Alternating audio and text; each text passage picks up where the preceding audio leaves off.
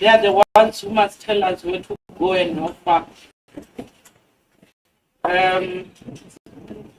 I'm running short of Nola, sharing, locate Nola for us. I want to officially take this opportunity and declare this meeting opened. Feel free, the hosts, to engage us. Maybe the standard of the trend since we have started is that we'll want you to feel free, be open and frank. Look at us and see your partners, your supporters. You don't have to look at us in a way that we are here to police you, but we are here to give you a hand so that we can hold and move together in this journey.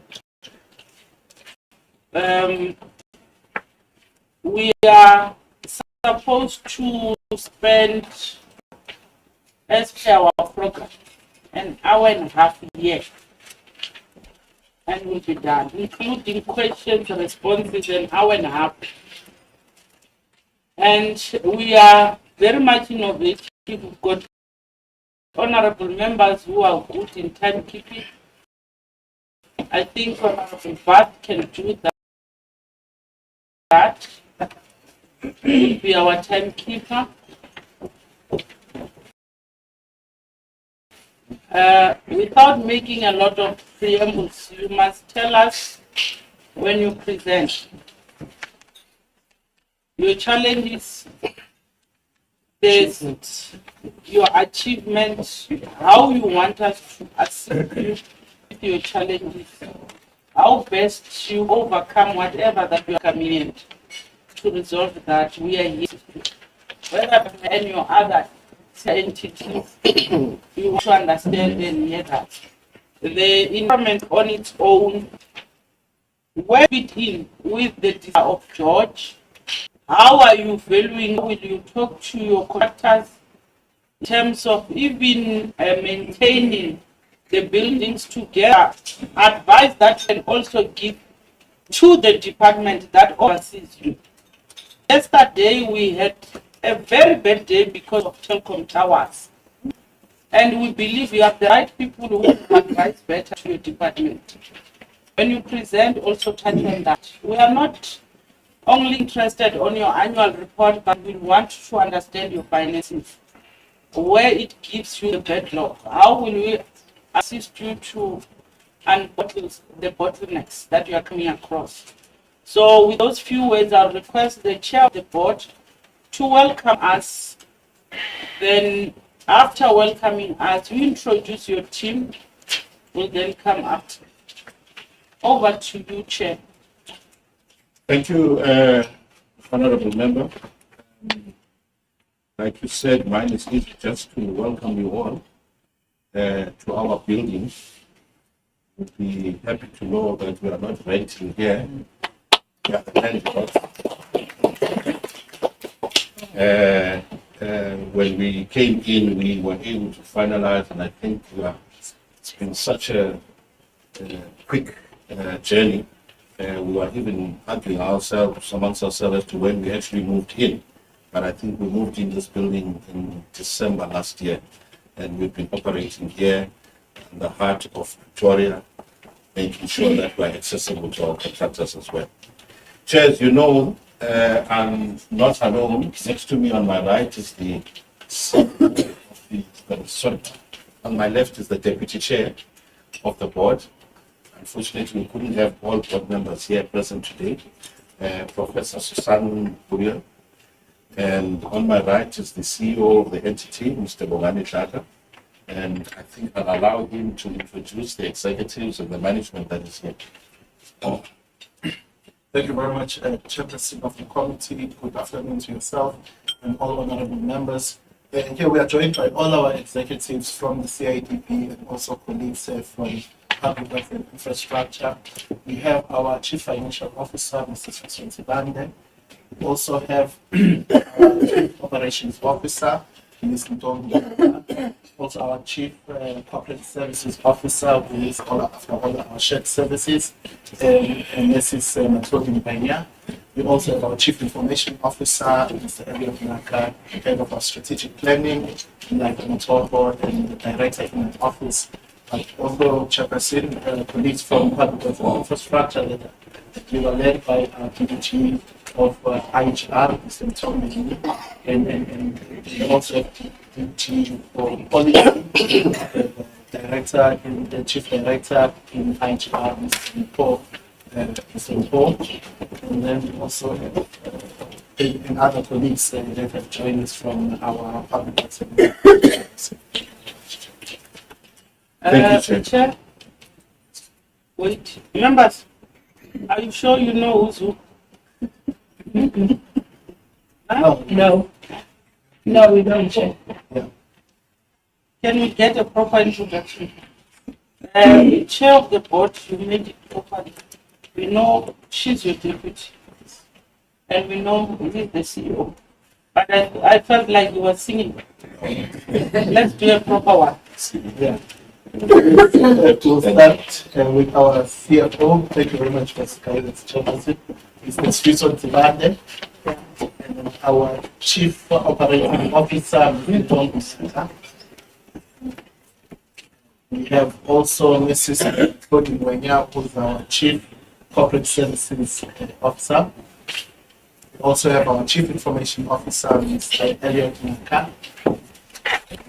We also have Mr. from the for IGR. It assumes that you advise the extent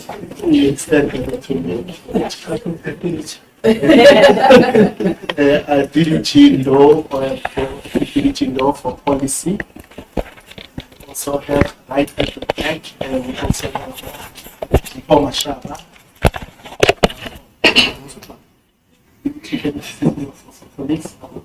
Yeah, we also have the chief of the executive head of internal audit, Ms. Mashika. As Ms. Pichula, our chief director for public entities. It's closing off our director of strategic planning and evaluation, Mr. Matobo.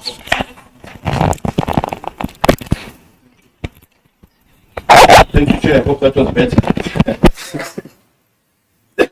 Through you, Chair, if I can proceed in the interest of time. As you well know, as the board, we were appointed back in 2021. Almost also saying goodbye as our term ends this December.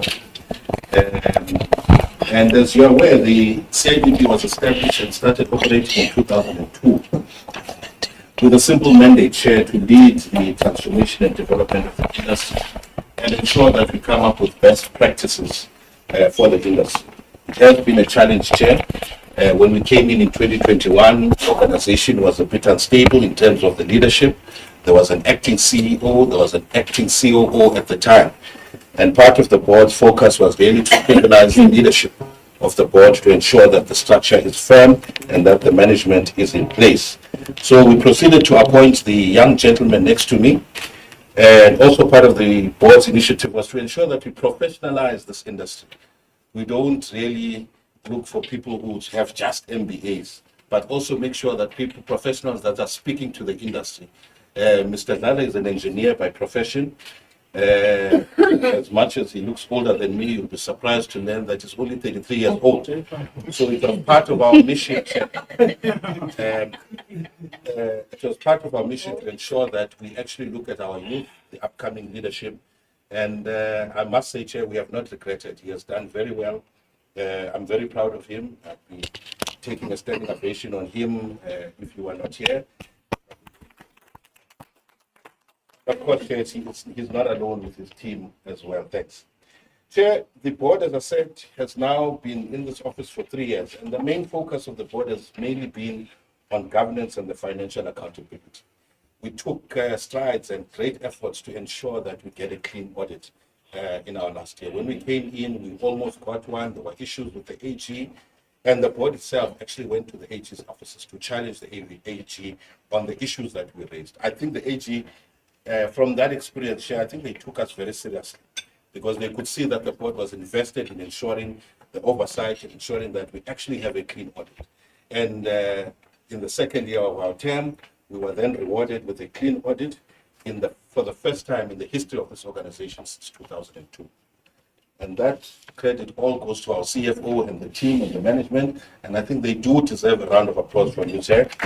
And however, Chair, as you know, clean audit is one aspect. It deals with the governance and the accounting aspect of it. What is more important is the impact that we need to have. And the board has taken focus on that as well.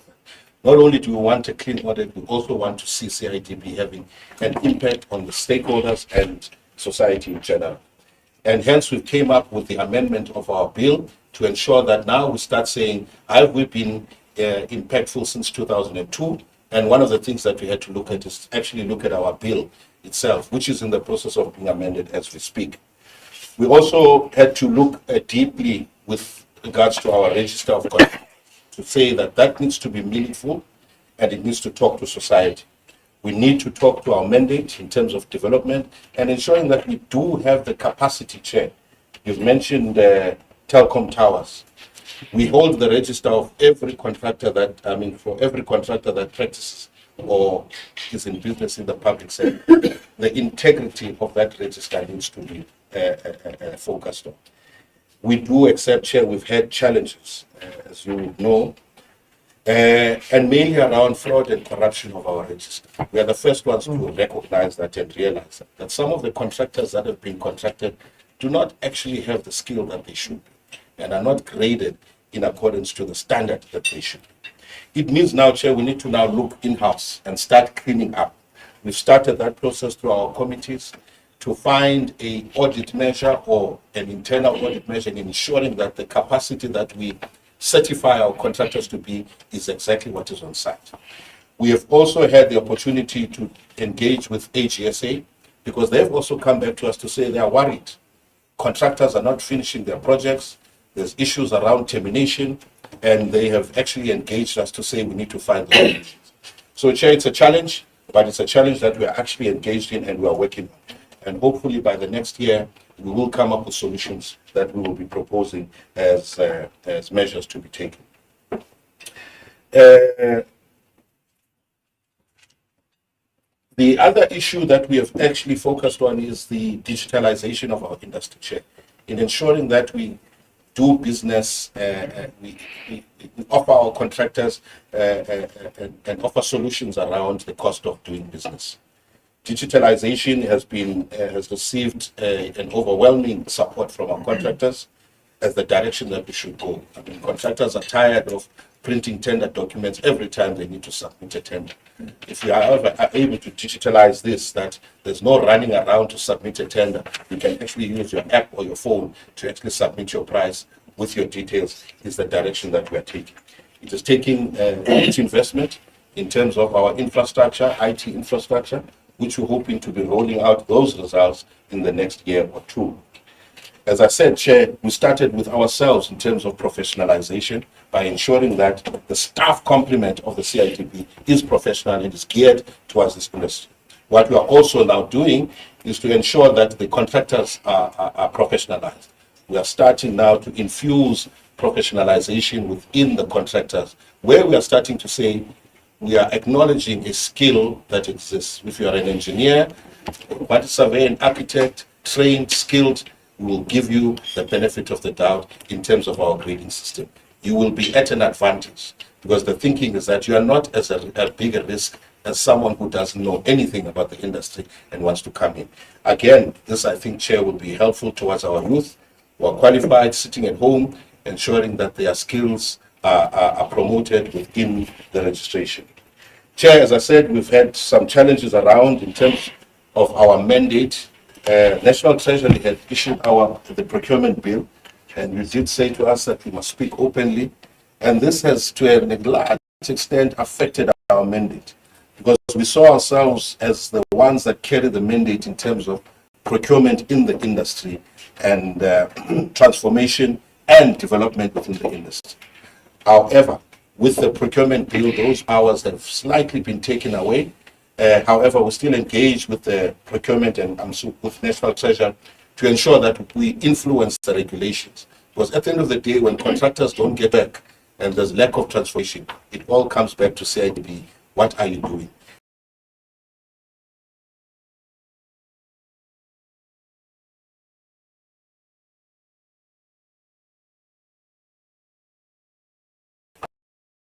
And it's important that our procurement policies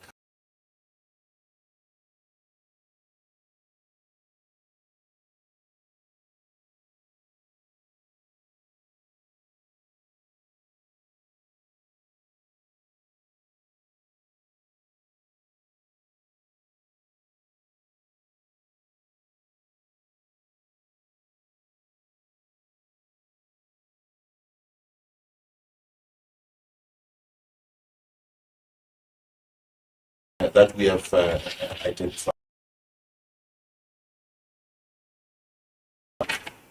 And I have to confess, it's been a long and hard getting there, and there's still a lot that needs to be done. I think, Chair, that was just a simple overview to understand the state of the organization. Financially, you are aware that we are actually a healthy organization in terms of HU support, which we heavily rely on. I think I'll allow the CEO now to deal with the details in terms of our performance in the last year. It is fine. It's not a simple one. It's a well detailed. I believe even honorable members will agree with me that you detailed, you profiled the entity. Let me allow members to introduce themselves. You and the CEO, you know all of us, but for the benefit of your colleagues, honorable members, I'll start with Hlelange. Introduce yourself. Morning. I'm from Eastern Cape. A member of this committee employed by ANFA. Good afternoon. I'm Malebo.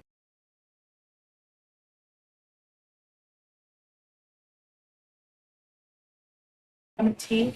I'm from the Limpopo province and I've been deployed by Actions. Goeiemôre. Good afternoon. I'm Gerrit Marie, member of the committee and from Western Cape.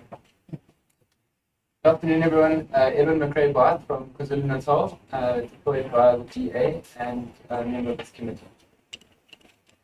Hello, Charlie. My name is Nomkele Nkosi from Mpumalanga province, deployed by the ANC member of this committee. My name is Barbara Mkwena. I'm from Free State, employed by the EFF, and I'm a member of this committee.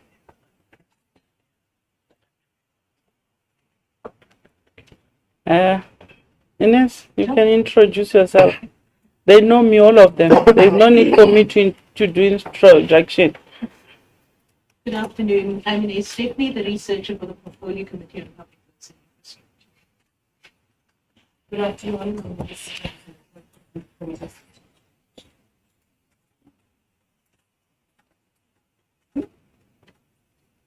I thought I saw Job. He was there at the back. Oh. So, Paul looks like John. No, but she was there. Yeah, I thought. Oh.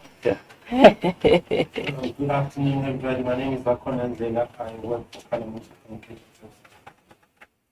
Good afternoon. My name is Sylvia Chimela and I work for Broadcasting Department. You can come into it. Good afternoon, everyone. My name is Shoaib Delason and I work for the chairperson. No, I'm the content advisor to the committee. Good afternoon, Honorable Chairperson, Honorable members, board members, the CE, as well as my colleagues at large. The name is Nola Martinez. I support the Portfolio Committee on Public Works and Infrastructure. Thank you. You may proceed with your presentation, CEO. Thank you very much, Chairperson. Also, again, Good afternoon to all the members.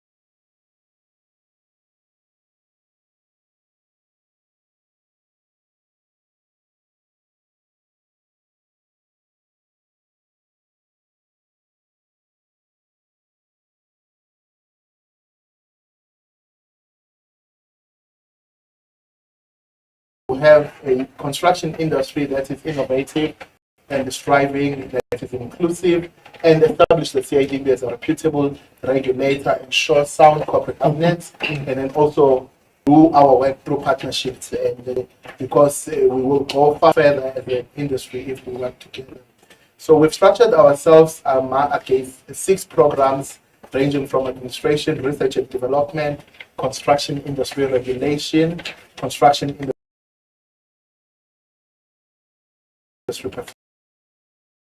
performance, procurement and development, and then also our delivery arm through our provinces.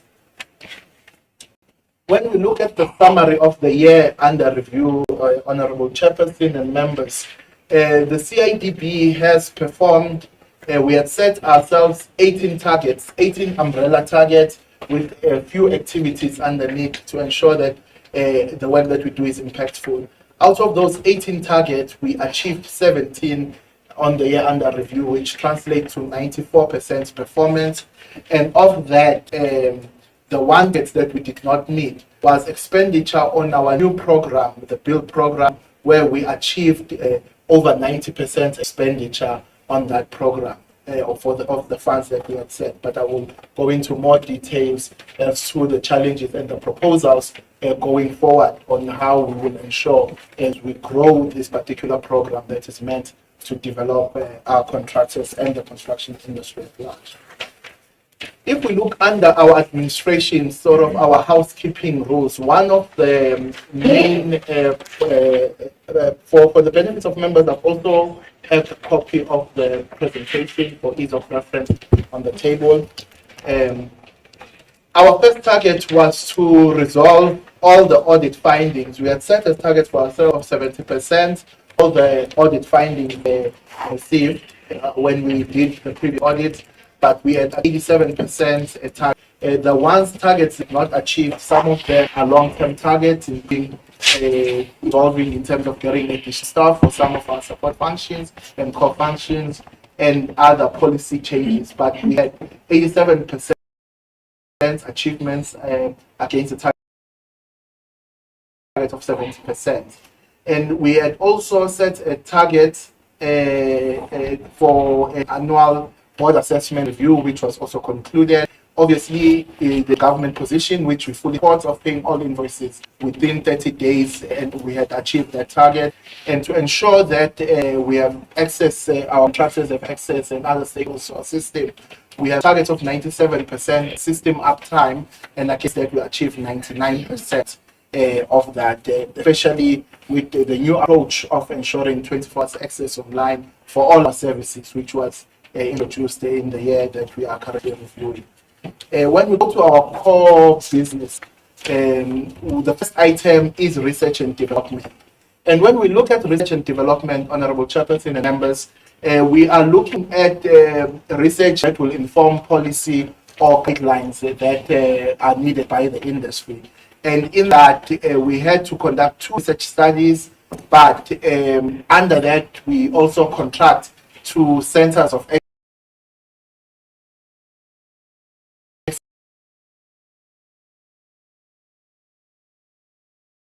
excellence and other research partners. Currently, we have 2 centers of excellence that support also other researches that we've done. So in addition to the CIDB initiated one, we also did research in areas relating to building information management, and we're also looking at planning and delivery mechanisms.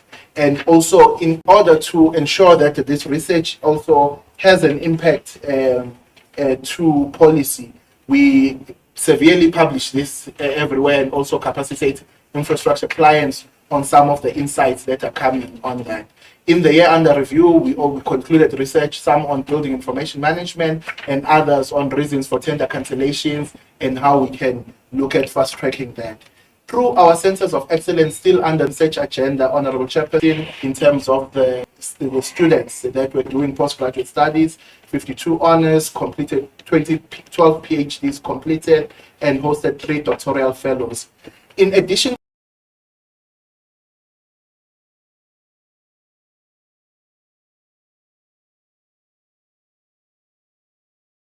to that, what came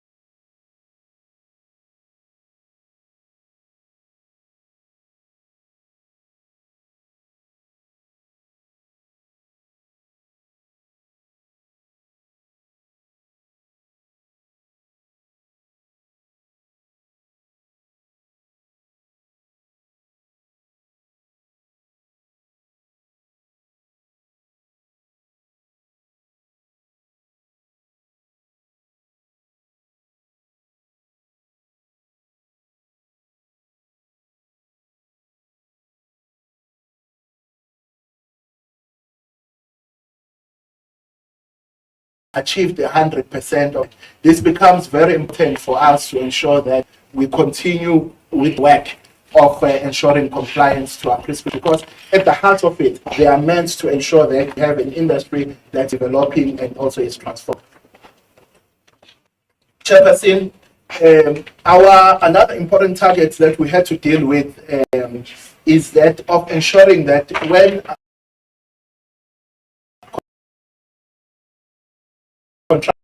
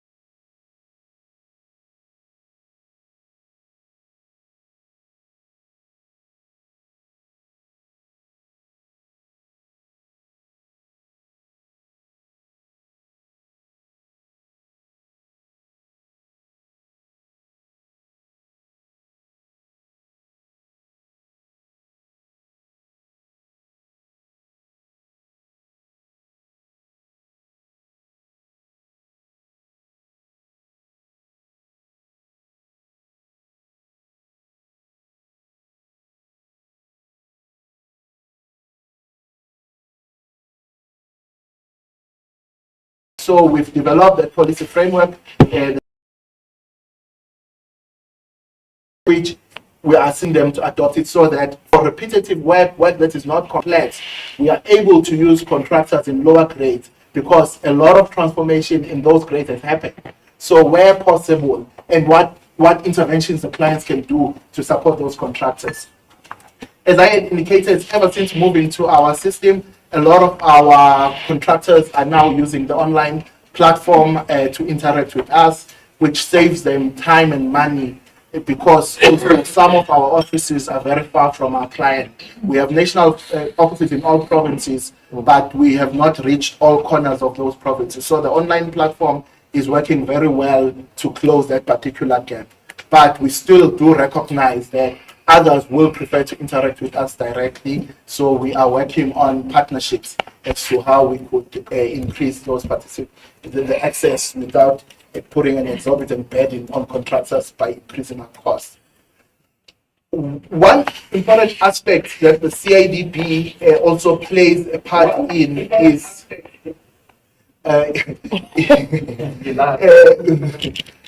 plays a part in, they should have told me to, is on procurement and development. In that, we provide guidelines to clients also as to how, if they procure, how do they do it in a way that will be transformative but not get them into trouble with the Auditor General and others. For instance, one of the 4 guidelines that were developed under procurement was a guideline on how to deal with site briefings.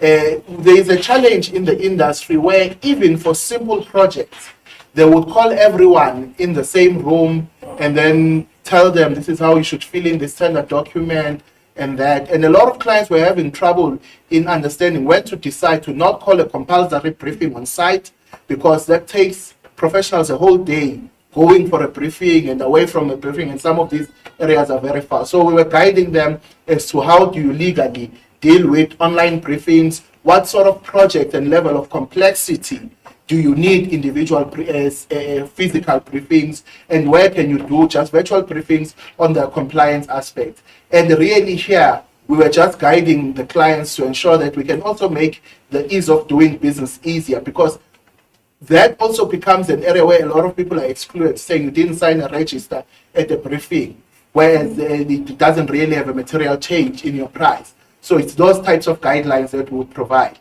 And then and we achieved 4 of those guidelines out that were set. Chairperson, there is also a development guidelines as to how to set up contractor development programs and the effectiveness of thereof. Chairperson. So when we put up all these guidelines and the regulations, that's why the previous item on compliance to our prescripts becomes important. Hence, we are chasing that now. This is the one target we didn't miss, Chairperson. When we collect money from infrastructure client that we've levied under the BUILD program, we dedicate 40% of that money to contractor development. The other 40% is dedicated to developmental finance, which we are working with CIFA to conclude so that we can have loans for contractors for bridging finance at the pace and the conditions that are responsive to their needs, so that we don't leave them vulnerable to unscrupulous lenders and ensure that they are competitive. So that 40% that was set, what we had decided to do with that was to ensure that grade 5 to 8 companies that are women-owned undertake construction management systems, which is quite an expensive exercise to do on your own company, where you have to get training, you have to work on your policies, and then get certification. But the importance of these construction management systems is that as you grow your business, it brings structure to your business. How do you timely and quickly respond to tenders? How do you put out your method statements? So we are trying to reduce the amount of time that contractors, especially women-owned contractors, spend on these items, but still delivering good quality. So we are expanding this program now to include even other colleagues in the construction industry, and we have a call out for participation in that. We've established 2 centers of excellence also, because they support us in 2 ways. They give us the fundamental research, but they also train people in the construction industry. And many of those colleagues end up going to teaching or to lecturing. And we're very proud of the products that we've produced through the Center of Excellence at UJ, because a lot of those PhD students that were South African, some of them are now leading. For instance, at the University of Johannesburg, the head of department in quantity surveying and construction management is a product of this Center of Excellence. TUT, a similar story. We have an agreement where mentorship is also compulsory for Walter Sisulu University and many others where we are making it compulsory. So this money that is funding through the BUILD program also contributes to that. We contribute a lot to the World Skills South Africa, where we've ensured that participants include in the bricklaying category also participate at international competition. And we do this not for the competition itself, but we do it as advocacy work to ensure that we get people excited about the training that happens at TVET colleges. So this competition will start with many TVET colleges running regional competitions. In that, we are also training the lecturers in terms of best practices, and you end up having participants that are contributing internationally, Chairperson. We also do a report on enterprise development, a number of entities that are receiving enterprise development from the CIDB. And in that, we've been successful currently to establish over 30 national contractor development program. But we will not rest up until each and every infrastructure client has such a program, because it has a potential of supporting a number of clients at scale. We look at also the interventions on transformation. We also report on those, and also capacitate clients in order to look at how to deliver infrastructure. So in the year under review, we capacitated 95 clients on a myriad of training, including, these are the number of clients, including infrastructure delivery management systems and other policies, guidelines that they help in ensuring that they can deliver their products. I went slow, Chairperson, on the targets because I wanted to highlight the work underneath it, because when we talk of a report, we want to ensure that we can get scrutiny as to whether the work that is being reported there is adding value to the industry. Chairperson, other highlights, as I promised, the 4 monitors that we publish in order to monitor the health and the well-being of the construction industry. The first one, Chairperson, we're looking at expenditure of clients, how well they spend their budgets. If you are looking currently, initially when we started with these capacitation sessions as the CIDB, we were focusing on local municipalities because they were the ones that were struggling to spend their budget. So you would sit in there, you train them on the SCM processes, assist them draft their policies, and if they have complex projects, they can call on the CIDB provincial offices for assistance. Then, in the year that we were considering, where we were able to complete that, they've significantly improved in terms of those expenditures. It's now the national government departments that are struggling with expenditure on infrastructure. It's quite important to get this correct, because when we get this right, we are able to have service delivery and also the employment that the construction industry promises. So the insights that we get on the public sector spending report is that, Chairperson. On transformation, Chairperson, there is one battle that around transformation that is being won, but I'll also talk about the flip side of it. When you're looking at grade 9 companies, now we have 55% of our companies in the CIDB register that are now at grade 9. And if you look at the grade 7 and 8, we are looking at 67%. We don't aggregate these percentages, Honorable Chairperson, with the grade 1s because it marks the picture. Because a lot of grade 1s are black owned. But we want to make sure that where there is a lot of economic activity, we can also have a laser focus on that so we understand what is going on. So on transformation, we are getting there. But the more important aspect, on women-owned, we are at 25% at grade 9, which is an area that requires renewed focus also from the CIDB, both on the development side and on the direct interventions that we do. That's why also even when you look at the first beneficiaries of the build program were women. The area that is of significant concern to us has been on the awards of projects. It's not reflecting of that the way. There are still significant concentrations at higher grades. For instance, you will have one client, one contractor probably that will be responsible for 20% of the order book of a very large infrastructure client.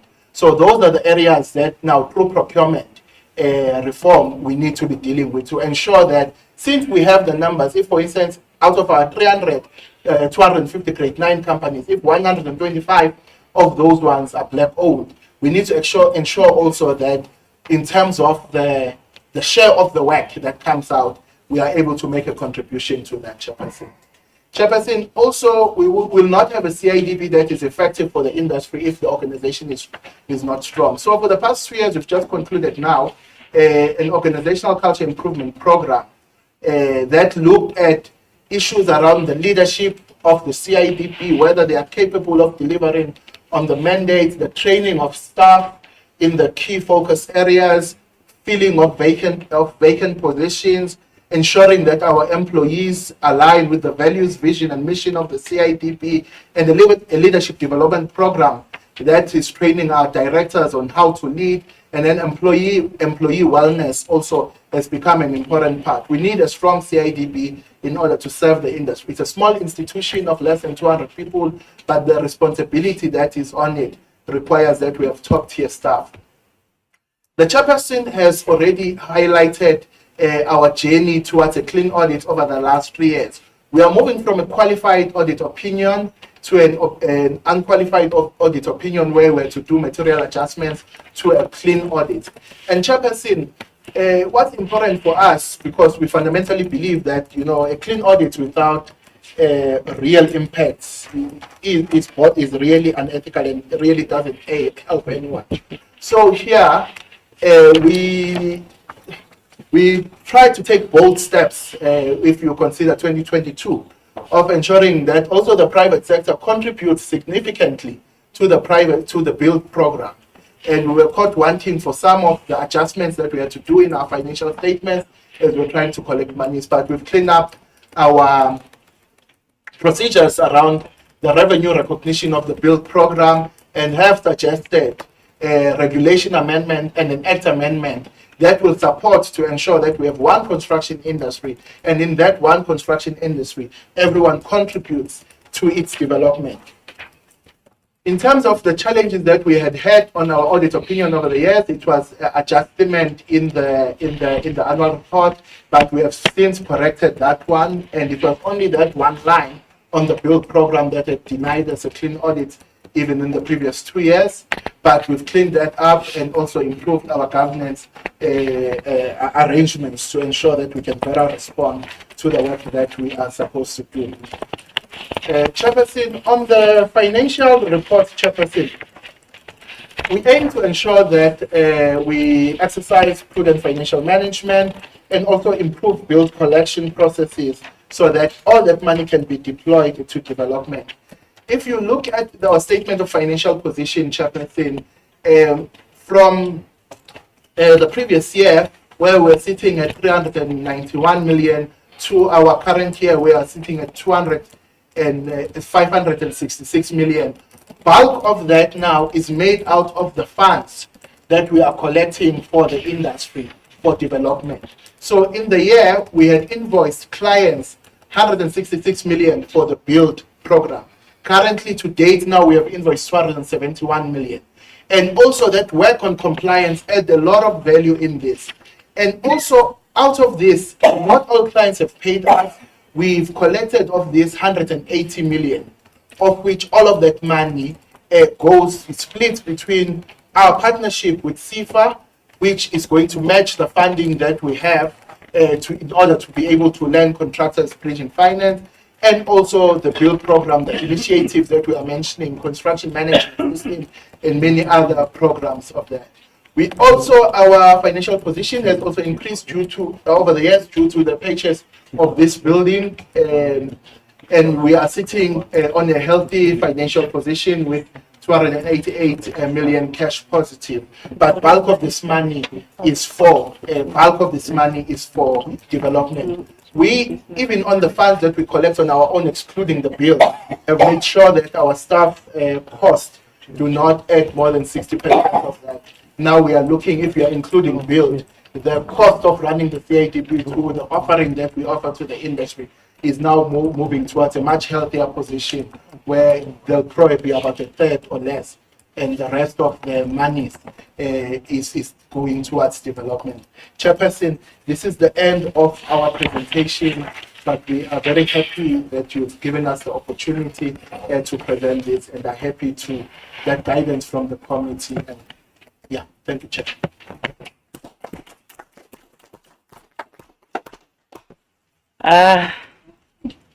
Baba Mtombe, I think it's the first entity after presentation we had to clap it. Yeah. Since we have started, I think it's members, there is the report. Yeah. Or we're used to bite. And there's nothing to bite. Hey, but I know you are very creative, innovative. There is no way we can't bite. There is no way we can't bite. I think I'm gonna do the normal process. There's no need to raise a hand. All of us are going to speak. All of us, but we're gonna time. I'm requesting you members direct to a question. let's not do preambles. We know you still have to go to ISA. The longer you'll start,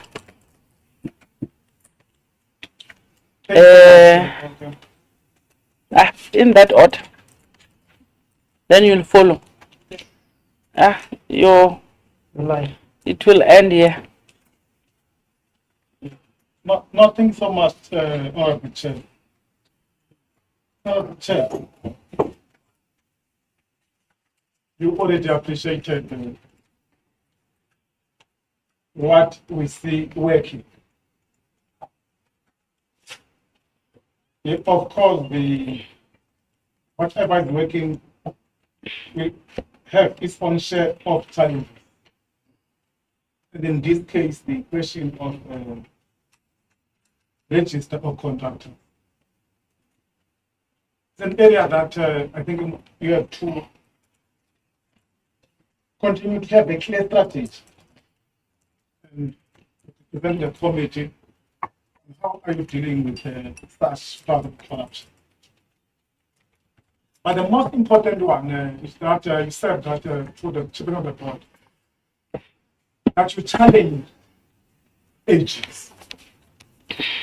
There is one entity that there is a stalemate with each. That's how I view it. There is a stalemate with each. I won't mention the entity. But what is important is that what are these areas of contention? And at which level of appeal were those issues resolved? Thank you so much. Thank you so much, Chair. I'd just like to echo your sentiments, Chair, and congratulate CIDB. I think usually as a portfolio committee, we get reports from entities that are glossed up and they look good. But when it comes to the AG, then we find out that they've been covering a lot of things. And I think with this entity, it's the opposite, because yesterday we had the AG report on how well you're doing, and your report corroborates that. Also, I just want to speak on the digital agenda that you are, as an entity, pursuing. I think the digital agenda is very, very important, especially moving with your virtual briefings. I think it's important to open up the industry and make it accessible. I think the one thing that CIDB left is that it wasn't accessible enough, especially for small contractors. So opening the space up virtually really does limit costs, and it's effective for small business owners. And I think that way we are really working towards the transformation agenda. But now I want to ask about the BUILD program, that there was low uptake on it. I'd like to know if maybe you have sat together with the team and understood the reasons for the low uptake. I'm not within the industry, but I know that I've never heard of it. This is the first time I'm hearing of it. And being someone who's young and who understands sort of what's happening in social media, I think maybe you need to beef up on your comm strategy in terms of in the space up for young people to know about these opportunities. So maybe if you have not explored the reasons, so maybe I think you need to look at maybe your comms and PR in terms of where it's touched. But I think that's all from my end. Thanks. Thank you, Chairperson. I think I'd like to start by first of all commending the CIDB on owning its headquarters. I think we've been to many entities to only find that they are still leasing their properties, yet their bigger brother is Public Works, the biggest landowner in the building owner in the country. So congratulations on acquiring your own head office. I would wonder or question whether you guys are using it as efficiently as you can. There's a lot of space, and I don't know where the people are, but that will just be my one comment. I quite enjoy efficiency. I also want to then commend you on your clean audit outcome. I think at the same time, I'd like to maybe challenge you and maybe ask, should you guys perhaps not be setting more difficult targets for yourselves? I think there's a lot of scope there for continuing this trajectory that you guys have. You do mention that you have an audit action plan. I'd like to know what actions are required. What does it look like, having received a clean audit? I also want to commend, I think, Chairperson, this is the first entity that we've been to that is actually generating revenue. I know it's 220 million rand just in this last financial year that was audited.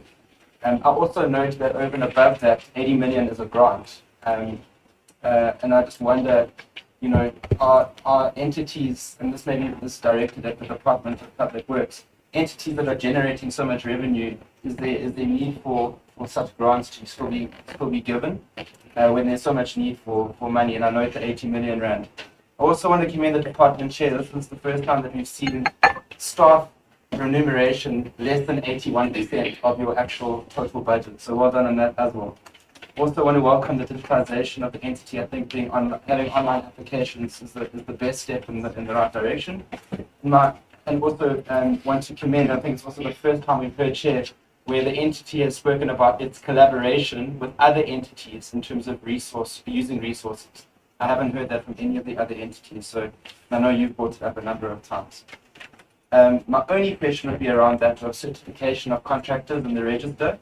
What is the CIDB doing to ensure that the best contractors are available for picking and appointing to these construction projects? And I don't know if there's a mechanism whereby when a municipality issues a building plan or grants a building plan, whether the CIDB can go to those sites to see, you know, who's on site, who's building, are they accredited? I don't know if that's an auditing mechanism that can be thought of. Other than that, thank you so much. Yeah, well done. Was it me? Oh, I thought Honorable Mareva. Yes. No, thank you. No, thank you, gentlemen and ladies, for the work that you're doing. I think congratulations are in order. However, I do have questions, especially around transformation, because so first of all, how do you monitor transformation? How do you know whether what you are receiving is what's happening on site? Because I can tell you now that the grading system there's a lot of fronting that is happening on site, right? People claim grading that they don't have. Two, there's a lot of fronting. And so what measures have you put in place to make sure that what you see is what's happening on the ground? That's the first thing. And then two, how do you regulate, because you have a database of contractors, right? How do you monitor who's who and what they're doing? Because we just heard from the DPWR that there are repeat delinquents, people who either cancelled work or were delayed, but they are still able to do work for the DPWR. What measures have you put in place to monitor that situation so that we don't make those mistakes? That's the first thing. That's just on monitoring. And then on your build program, you said you spend 80% of the money that you receive from grade 7s to 9, right? Overall, how much money are you making? I think I had a figure of 200 something. I don't know if that's what but two, how much money is going to women companies? How do we move it from where it is to? Because we need to get more women companies into the construction. And the third one, I'm always concerned about the guys the bricklayers, because the reason why there's so much corruption, it's because people are trying to make money, I guess, but also because it's so easy to cheat the small guy, right? So, and that's the reason why it's a cash thing. People get paid by cash because then there's no tracing who got paid what and all of that, right? How do we regulate at that level? because we're over-regulated, we're top-heavy in regulation. But on the ground, on site, we're not helping people. And that's where the development needs to happen. I think I'll stop there, Chair. Thank you very much, Honorable Chair, and we'd like to welcome the presentation made by the CEO. Chair, let me join my colleagues by congratulating the entity for attaining the clean audit. Indeed, they strive to get a clean audit. When you look at 2020, they got qualified 2023, unqualified 2024 clean audit. So I want to applaud them for that, as well as to own this building. That you are in. It's very beautiful. You must applaud them for that. Chair, and another thing that I want to applaud them for is for the continuity of paying their invoices. In other entities, you'll find that they are struggling to pay, or they are failing to pay because their clients, because they don't have enough money to do that. But the CIDB are making sure that their clients are being paid within the specific time that is expected. On the divisional performance highlights, I've seen when the CEO present that they developed 160 women owned contractors in grades 5 to 8. I didn't hear about you and people living with disabilities. What about them? What is happening with them? Thank you very much, but you have appointed a chairperson. Thank you. You CEO, it's running very well. Thank you very much. Yeah. Hey. Let me give you a standing ovation. I'm standing up, I'm giving you a special standing ovation. Because even my colleagues are agreeing that you are doing well. But hey, don't be sure, when I sit down it must be something else. I'm saying bravo. Allow me to have some few deliberations with your report.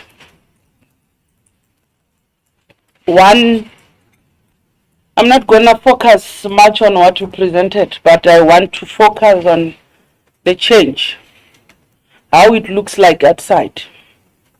Your report, it's proper. What are the systems or your plans to put in place? There is no way we'll come here and not talk about construction mafias. This is your territory. What are you planning to do? Extortion delays projects. And this project, all of them, they are your affiliates. Everybody who has a company started with you. And your criteria to try and eliminate that or fix, put the environment of construction in particular at its best. What are your plans? I know it's not part of your report, but we have to say this. It's a crisis. It might be even a pandemic. You might call it's a pandemic in the country. Construction mafias. The report of the department has just given us a number of projects that are unfinished. The department that oversees you. And you were talking about programs in place that you are assisting different grades how to build themselves. But we are seeing mushrooming projects that are unfinished. How do you then monitor that program?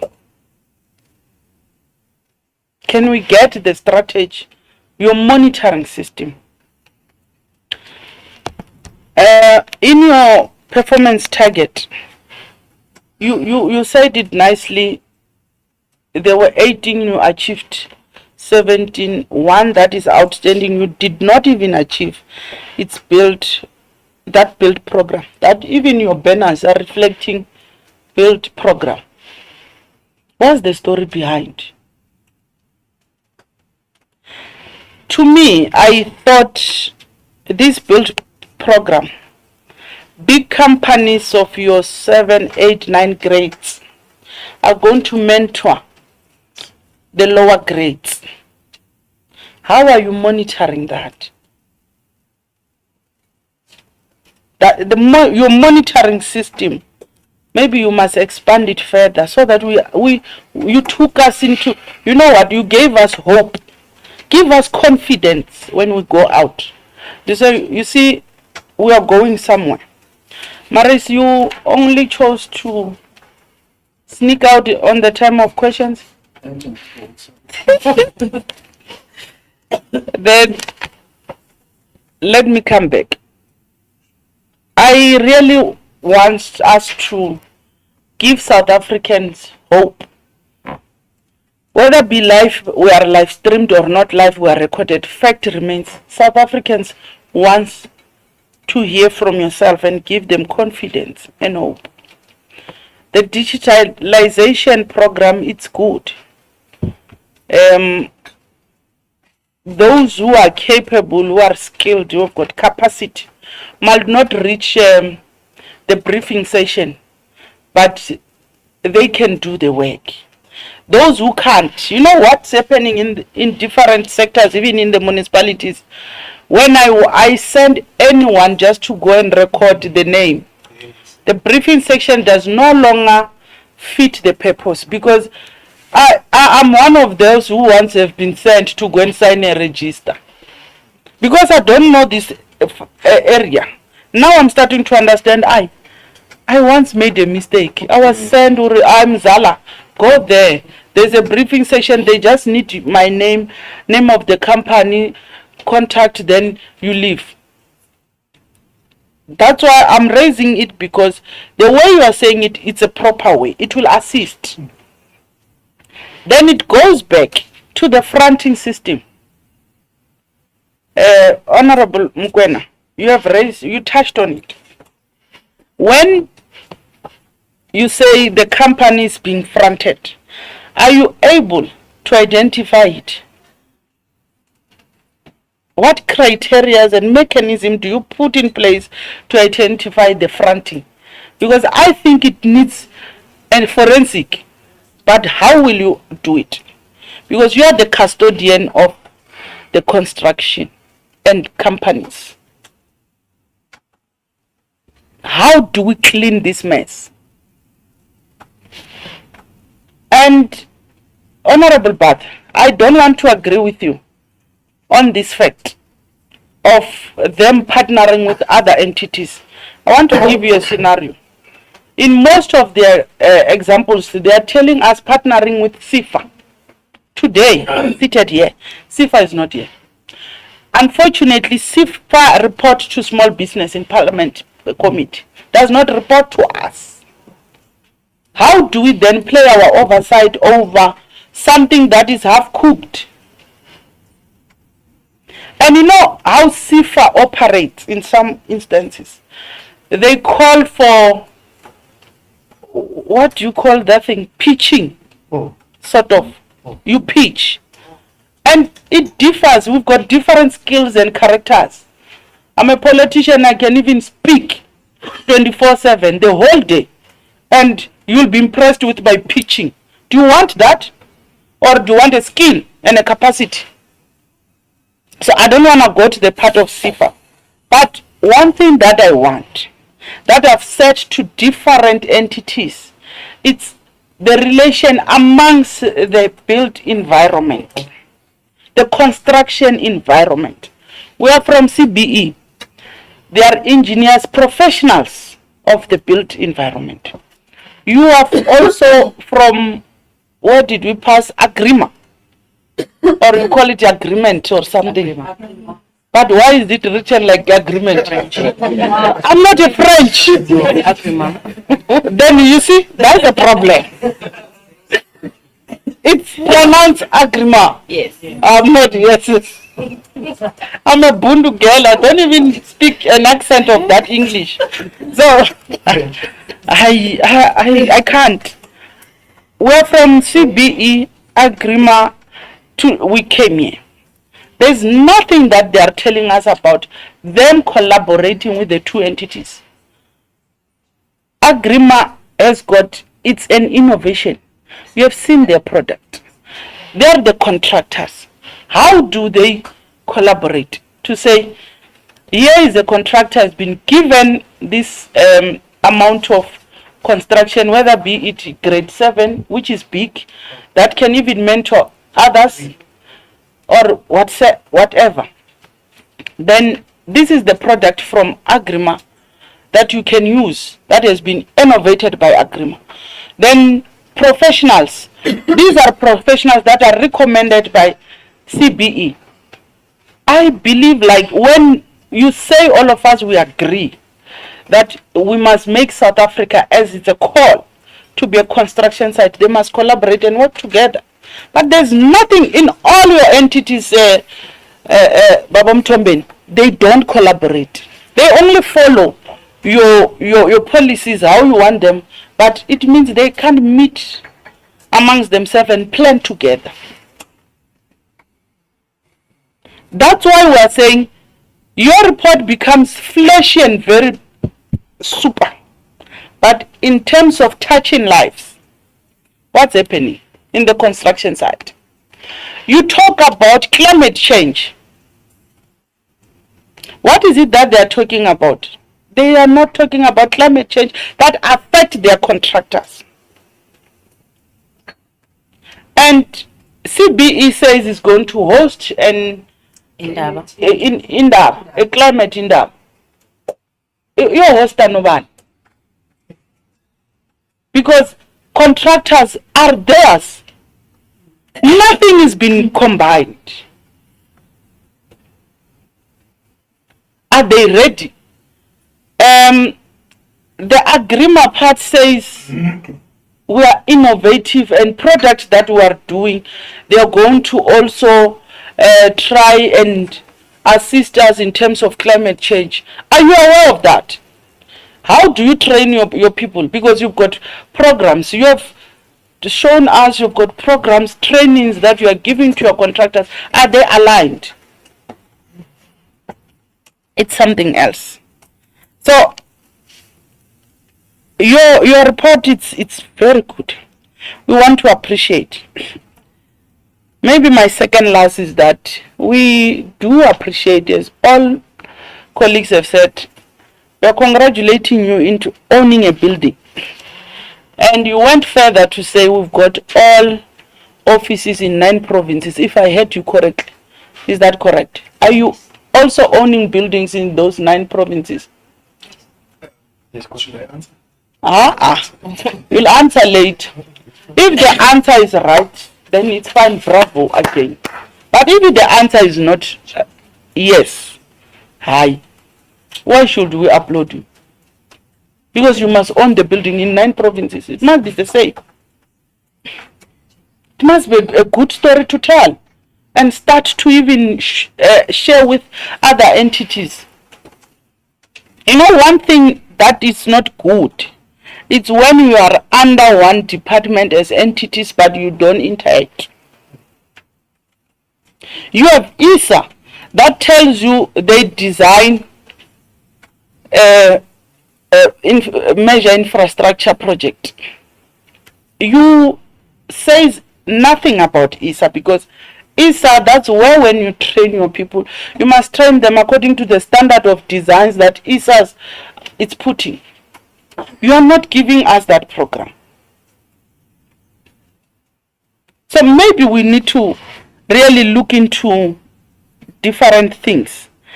I want to end with uploading you with the award ceremony that I attended with few colleagues of mine. That was a good program. But we still want to ask you, do you follow up on each and every contract or company that you have awarded? How far? The program of mentoring them until they arrive. You had different categories. How are you supporting them? We need that criteria. And also the criteria of how are you identifying them. We have a problem seated now.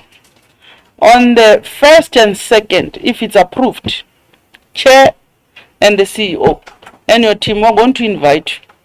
We're going to do a, what do you call it? Go George. Public hearing. Public hearing. Those people that have made that crisis, it's your people, it's your contractors. But your report looks glory. But your contractors are messing up. Same applies to what are you doing, consequence management. How do you get into assisting the department on the issue of telecom towers? Because whether be it's a maintenance or it's your contractors that have affiliated with you. Since 2015, telecom towers, till today, how many years? Almost 9 years. Unfinished project. And it's the same department that oversees you. Tell me, Babu Mtomben, do you have a way of sitting and strategizing with your own entity? How best they can assist you even in your own projects that are not, before we could start asking unfinished other projects, start with yourself. Where are they in that program? Who are the contractors? Are they registered with them? Or what? We're not talking about an implementing agency. We're talking about the real contractors. Are they not registered with your company, with your entity? Then what are you doing? It means you don't even have a law that says when you are given a company, you must finish it within at least the maximum time must be this one. It's an open Bible. That's why you have 9 years of a project that is unfinished. In other cases, we brought a report in Parliament. I think it's the last committee. They said there is a scenario where we got one contractor did not finish. We said we released the contract. They said in the same project we released I think 3 contractors, and it's a department that oversees this. And you are Batum, tell us. That's why I said when I'm doing a standing ovation, I don't even think really you deserve it. I must withdraw my standing ovation. I must stand up and sit down again. I must withdraw it. You are not touching 2 things that affect South Africans. Let's touch things that affect South Africans. Yeah, no. And that even discredit the name of South Africa. The incident in George, when people speak about it, they tell you most of the people who died there are foreigners. They are human beings, and it happened in South Africa. Where was the built environment? That thing happened. Where is CBID, your contractors? However you call it, Nola. Now, at one rotten potato, and that the whole bag is. The whole bag is gone. No. It's after. Are you advocating for that? Through where we have seen. You know what? They managed you. They have a food. They have a skin. They managed you. They're very good. They've been doing that for long. They managed to. They gave you a very, even the presenter, the CEO has got capacity. Fella is a young person. Only capacity gives you what you want to hear. Divert you from your mission. When you come for an oversight, you must look for things that are tangible, that change the South African life. They mostly, yes, it does, but you need to get some few points. How does it affect our economy? You have changed and turned everything around. You were discussing in one of our sessions, members. You said, why are we not seeing, what do you call those things that you go up, cranes? Are you ready? Do you think your contractors can put cranes all over? Are you ready? Are you sure? Public Works has got more than, they said yesterday, more than 12 police, just a police station where you must be protected. Even yourself, when there's vandalism, you go to police station and open a case. You can finish it. Maybe your duty just stops there. You register them and stop. Or you give them grade, you stop. You don't make a follow-up. I think something is wrong. You need to focus and follow your people that you are grading. But according to the little knowledge that I have, it's subject to rectification. You give them grades according to money, not according to skills and capacity, and checking what are they doing. And how are you tracking even the criteria of your finances? Let's say, for example, it's myself, I've started your company, then I'm on grade 1. But because I know Honorable Mukwena is a minister or is a DDG or DG, can give me a project that needs a person who has grade 5. And grade 5, they say you must have at least, for argument's sake, you must be having 5 million in an account. And Nola's my friend, is a billionaire. I say, Nola, transfer 5 million into my account, I'll reverse it. Nola transfers it. I come to your processes, you do how you do. I don't know how you audit or you do what. You get the 5 million, you give me, I return that money back to Nola. I get a project. Do you think, will I deliver? Do I have capacity? Then how are you, or what is your criteria to eliminate that? Let me end there. Thank you. You may respond.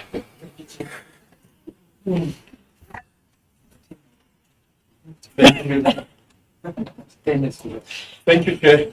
I see you're in a rush, so let me try and just. Some of the responses you may write. You'll write to the committee. Thanks, Chair. And we'll love to hear from your colleagues.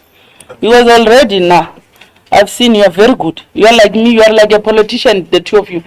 We want your colleagues to respond. Can you delegate? You are like us, the two of you. You are just like me, I can speak 3 hours. No, that's fine, Chair. We'll delegate that. Yeah.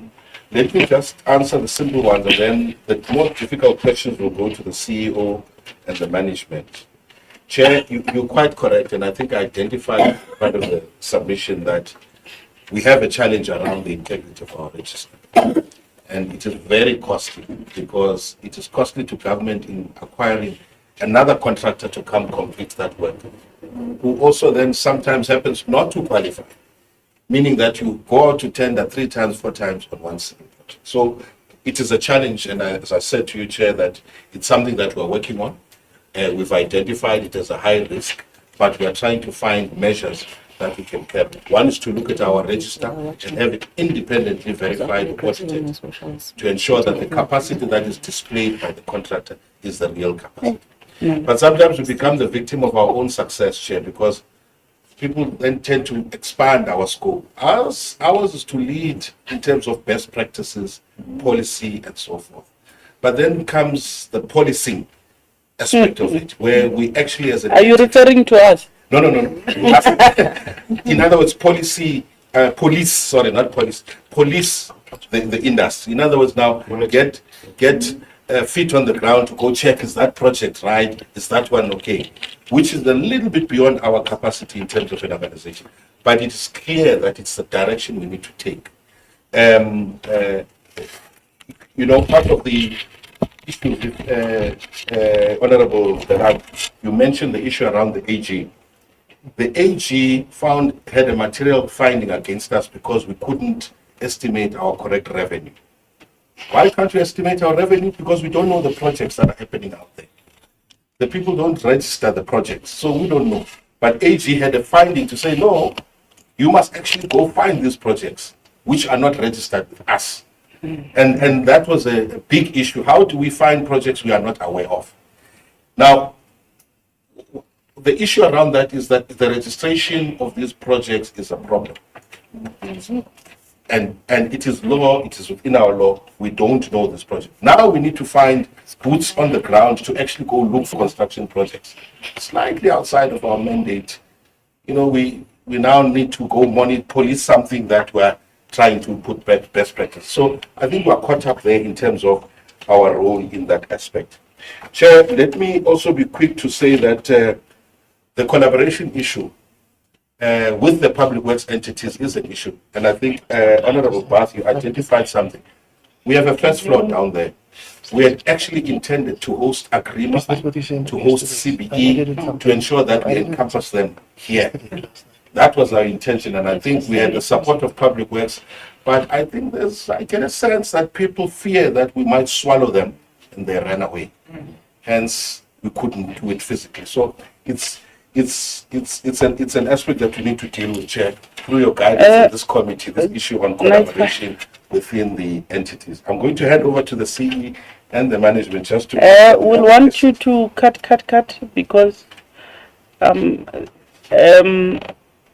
the security personnel are saying traffic is bad now. Okay. So they'll be unable to waive. CEO, Yeah, 3 minutes for us when we debate in Parliament, it's like 12 minutes. Deputy Chair, we are going to give you 3 minutes. And she smiles. Thank you, Chair.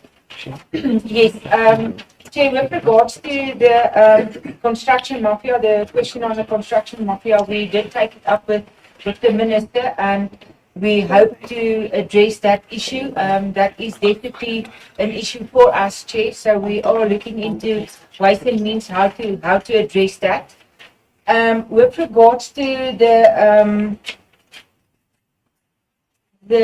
research, the program that we have with the universities and the other institutions, Chair, that is also something that we take pride in. Chair, we, especially with regards to the youth, we want to educate them, we want to get them in the construction industry, Chair, because we realize that we do not have enough youth in our construction, Chair. With regards to women as well, the build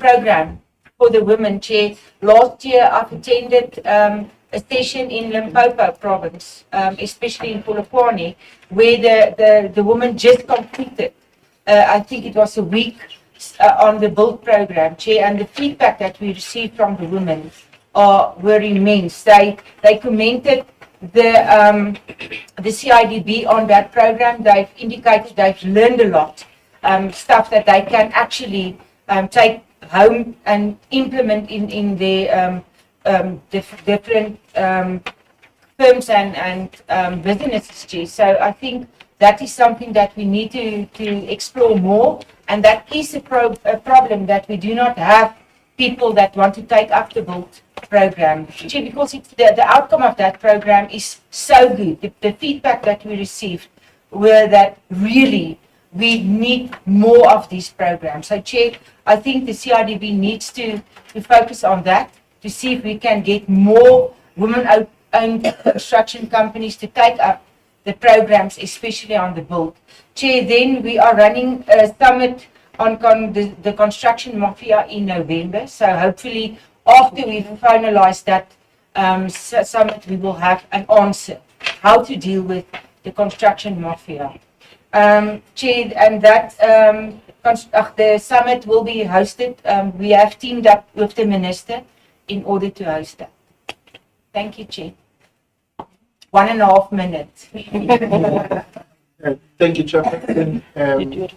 I will go over the aspect that the Chair or the Deputy have not covered. In terms of the clear strategy to ensure that our register of contractors has integrity, what we've done is, for instance, move all our systems online so that with the aspects of fraud we can deal with. We have one record of, because sometimes we're avoiding what used to happen also in the past where people collude. With maybe internal staff members submit fraudulent documents, and when it comes time for investigation, some of the documents are not available. The second aspect is a probity assessment, a random audit on the criteria or also on the applications that we've received, where we get confirmations of the actual projects that they are claiming and also the financial statements that are signed off by accountants. Going also to the Chair's question regarding the scenario that she has also pointed out. Yes, our register relies on two things as a requirement for registration.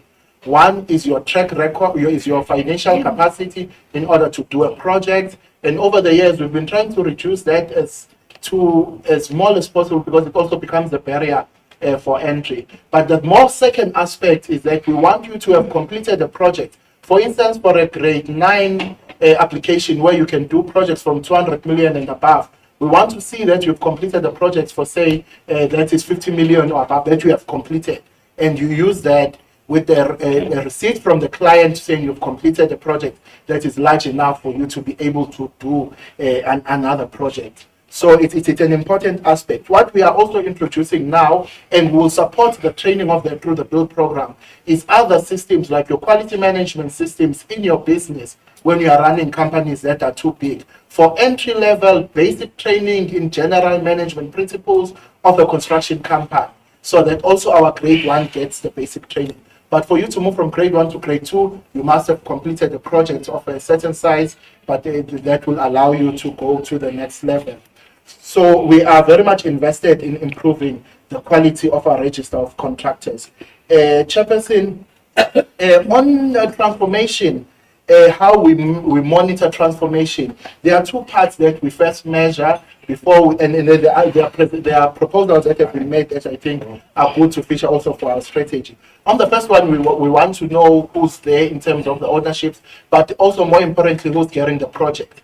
Because we understood that a lot of these projects, and there are quite a few projects in the country, have many professional teams. In our indirect targeting standard, we requested a compulsory report from the contractor and the client, from the consultant and the client, to tell us as to what development has happened on that site, which people were actively involved in that project. And I think, Honorable Mukwena, those are the types of report that could really assist also to look at the issues of fronting. For instance, if we have a 90%, 100% black-owned women construction company, but that person has never even attended a single site briefing, then those are telling signs. But I think compliance of infrastructure clients in completing our register of projects and also completing the assessment report at the end is very helpful. And when we have a complete list of projects in the country through the register of projects, which is law, it also helps client to go and see that this contractor that I'm appointing, how many other projects do they have ongoing? Because also as your risk assessment, you don't want to overstretch colleagues. In terms of the build revenue, for the previous financial year, what we had invoiced was 140 million, and in the current financial year, we've invoiced 176 million. Some of it has still not been paid by some infrastructure clients, but when you look at our cash statement, of that we've collected about 180. I think it's also important to highlight on the uptake of the build program. This was the first one, and the intention was to focus on women-owned construction companies as a starting point before we move to other designated group, because those were the ones that were very behind in our register.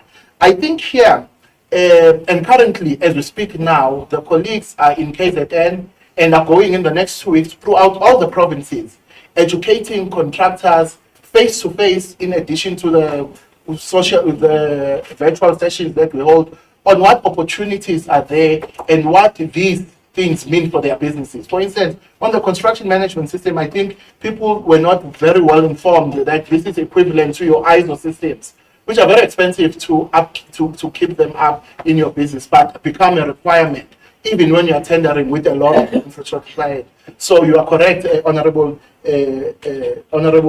member, that it becomes an important that we also use as much social media as possible and any other. But we also are doing physical sessions in all provinces to guide all our contractors to saying from grade 5 to 9, these are the future regulations, these are the future requirements that will be required. And here are the opportunities to attain these various training that are required, these various certifications, because at the end of the day, when we change regulations, we don't want to create a situation where we increase the cost of doing business for our contractors. Honorable Chairperson, you raised the issue of where do we source the participants of, for instance, on our ERIC program, and also what follow-ups are there for their development. We heavily advertise to infrastructure clients and contractors and associations as to nominate participants in the industry. The second aspect, once people are participating and winning, we've also formed the a program for them, a networking program for them, where CIDB also offers opportunities to them, be it on training. All the training that we'll share with the general public will also focus on those colleagues. And we're also looking for collaborations with even the private sector. For instance, there's a recent MOU that we signed with Prol, for instance, where they're saying would like to, and the commitment that they made to you, Chairperson, at the awards, we've signed that MOU, where they say as part of their maintenance jobs that they get and the projects that they get, they've recently been awarded, for instance, the Robert Island Total Facilities Management. They want to involve the women that are participants on that, and that agreement has been recently signed with Prol, so that we also don't just give them certificates on the night and the mentorship that comes with it, but there are also direct opportunities for their development and will endeavor. With the entities that the Chairperson has noted in terms of the collaboration around that, we do collaborate on some instances, but for instance, we had offered the whole of the first floor to them to come and be housed with us, so that they don't have to pay exorbitant rents in other areas. But again, I think Chairperson, together as the CEOs, would be more than happy to come and present the various initiatives that we have on collaboration. With Agrima, the important one for them, what they were complaining about is that their products are not being spec'd in projects. And we say it, we are capacitating infrastructure clients on many other aspects. So when we do our capacitation session, also join along for that. We've also signed an agreement with Agrima for them to also display some of their products in our regional offices, so that our contractors can also be familiar. We funded the Green Buildings Manual on their behalf with IDT. Our biggest collaboration on that is the institutionalized social facilitation, because they have better experience than most infrastructure clients, and a lot of clients come to us for guidance on that. So we are using IDT to also collaborate with that. We have a quarterly CEOs meeting where we also share resources in terms of they've made benefits of me seconding even our staff. The head of HR is seconded to IDT. I'm interviewing for IDT for Agrima on Monday, their technical executive. But I do think it's quite important that, so that we can get inputs also from yourselves on other areas of collaboration, we highlight where we are, and then with your guidance, we can go further. Chairperson, I would have wanted to go one by one on all the questions, but I've just touched on the key themes that I have seen. But we are more than happy, Chairperson, to talk on any aspects. Oh, it's time. I actually are just biased, I told you. Now I want to take this opportunity and appreciate the outstanding questions will be sent to us in a written form. And, you know, members, they are part of all entities that are scheduled to come and give a detailed report. Even though we've engaged today on an oversight, they still have a responsibility to come to our portfolio and give us a fully fleshed, well-detailed report. Even though it's detailed, we say they must not present it slide by slide, but talk to it. So you'll be called, you will be coming to our portfolio and present a well-detailed, together with the responses that you did not outline today. we want to take this opportunity and say, keep it up, bravo. You keep the good work. Yeah. We'll see each other in George. On the George issue, we are not leaving it. And also on the telecom towers, the quarterly report, we want to get to know and understand how are you assisting. All these entities must be part of completing telecom towers complex. So the meeting stand adjourned. Members, if you still want to go and grab and bite, Honorable Murray, it's your 4th time eating today.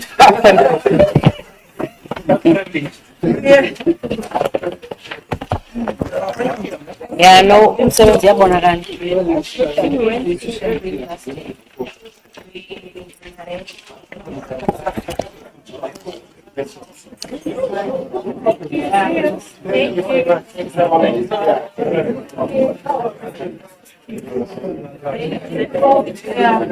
Thank you.